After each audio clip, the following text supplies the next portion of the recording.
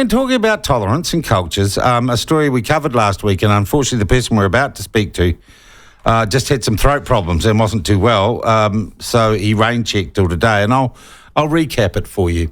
There has been now for some months quite the scandal, quite the discussion about Wellington City Council considering, and when we say broadcasting, I don't know that it is broadcasting the call to prayer, but allowing dispensation on noise control for calls, Islamic calls to prayer.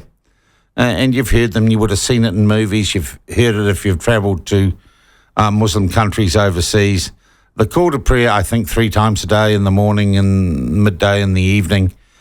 And a picture was painted, I think, by opponents of the incumbent power structure in Wellington local body politics, that this was going to be every day and the call to prayer would be all over the city. And I think as the facts have come out, that's not quite what it was. So I thought the best thing we could do is talk to someone from the Kilbirnie Mosque in Wellington that I understand has been involved with the council in discussing this and exactly what they wanted. So Tariq Saeed joins us now. Tariq, thank you I hope you're feeling better, and thank you for joining us this morning. Welcome. Hi, thank you, Sean, for giving me this opportunity to clarify a few things because there have been some misconceptions around this issue. So thank you. Yeah. Well, they have, and part of our problem was the Mayor of Wellington doesn't talk to us, and none of her people talk to us because she just doesn't like us, because she's a bit discriminatory. What was it that your community was asking the Wellington City Council for? What was the idea that was first under discussion? Yeah. Look, on March 15th, we usually get visitors from the wider New Zealand community, from faith groups, and who come to show their respect and bring flowers and cards. And they always ask if there is an event to commemorate, kind of a formal event to commemorate 15th March, show the martyrs who lost their precious lives. So we were thinking about having a formal event where we have a call to prayer and a Muslim prayer followed by maybe a couple of minutes of silence and then maybe a cup of haka at the end. And then the suggestion was from part of our management that we have call for prayer as part of the event.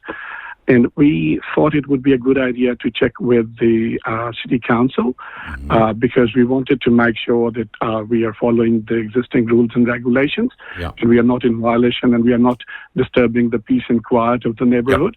And we have always been very respectful and mindful of the peace and quiet of the neighborhood.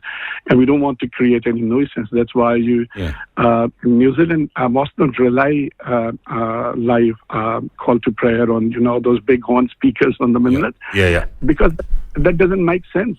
Most of the, I think, overwhelming majority of our neighbors, they are non-Muslims. So it's just like creating nuisance for the neighborhood. So we have always avoided that. So is there an app? Is there an app for the call to prayer that you can put on your phone? Yes, it is. And but what we do is we just internally relay the call to prayer within our premises. So it's hardly audible from outside. And we are fine with that. We don't need to broadcast it to the neighborhood. And we just wanted to, in the front court of the mosque, gathering of the people, and we just have call to prayer as part of the commemoration. And that was just a suggestion at the moment, and we wanted to seek some clarification from the City Council. Fair enough. What are the rules and regulations? And if we do that, whether it will be, within the existing limits, noise limits, and that we are not violating any existing rules and regulations. And if the council is happy, the community is happy, then we would go forward with that.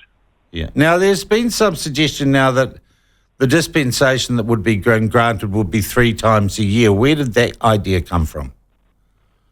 No, we don't have any plans to do that because, as I was said earlier, that doesn't make any sense, and that's just like creating nuisance for the neighborhood, and we don't want to do that.